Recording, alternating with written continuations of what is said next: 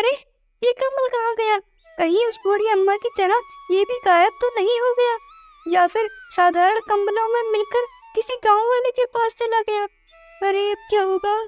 इधर संजना कंबल ना मिलने से परेशान थी और उधर गोमती अपने पति से। मैं ये रूखा सूखा खाना नहीं खाऊंगा, मुझे अच्छा खाना चाहिए। अच्छा, ये रूखा सूखा खाना नहीं खाना तो मत खाओ, लेकिन ऊपर वाला तुम्हें छप्पर फाड़ के भोजन नहीं भेजेगा। मैं तुम्हारा पति हूँ, तुम मुझसे ऐसी उल्टी सीधी बातें नहीं कर सकती। पति वाला कोई काम भी तो किया हो आज तक तुमने? आज तक मुझे एक भी चीज खरीद कर दी है आपने? कभी भी कुछ भी नहीं दिया। अब इसी कंबल से गुजारा करना पड़ रहा है जो हमें गाँव से मिला था। मन तो ये कर रहा है कि अभी तुम्हारे गाल पे 2 चांटे लगाओ, जिससे तुम्हारी सारी अकल ठीक हो जाए।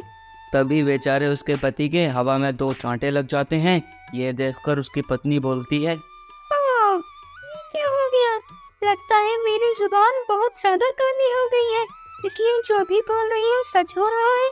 लेकिन उसे ये पता नहीं था कि ये जो कुछ भी हो रहा है जादू कंबल के कारण हो रहा है।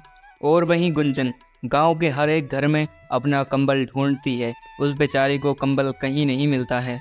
ऐसे ही एक दिन गोमती उस कंबल को सुखा रही होती है और उसके सामने वाले घर में उसकी एक पड़ोसन रहती है जिसके पास बहुत ही अच्छी अच्छी साड़ियाँ होती हैं।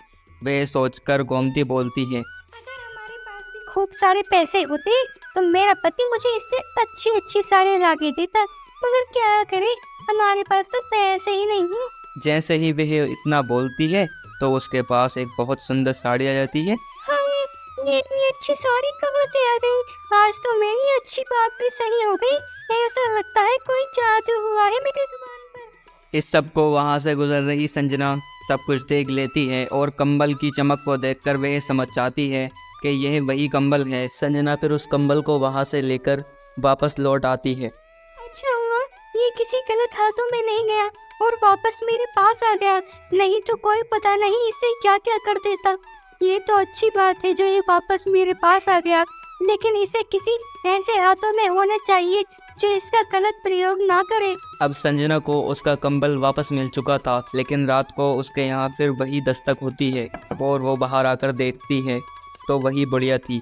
वह उससे बोलती है, अरे माँ, आप उस दिन कहाँ गायब हो गई थी? मैंने आपको बहुत ढूंढा और मैंने तो आपको शुक्र तक नहीं कहा था और आप बिना बताई गायब हो गई। अरे बेटी, क्या तुम मुझे एक रात और अपने घर में रुकने दोगी? हाँ अम्मा, क्यों नहीं, जरूर, आप बिल्कुल रुक सकती हो यहाँ पे। अरे बेटी, तुम देखी बहुत अच्छी हो। मैंने सुना है तुमने गांव के गरीब लोगों की बहुत मदद की है। ये काम तुमने अच्छा किया है। चलो अम्मा, अब बाहर बहुत ठंड हो रही है, तुम अंदर चल के सो जाओ। फिर वे दोनों अंदर आकर सो जाती हैं और जब अगली सुबह होती है तो संजना देखती है कि पहले की तरह बुढ़िया वहाँ से गायब होती है, लेकिन इस बार वो कंबल भी नहीं होता है।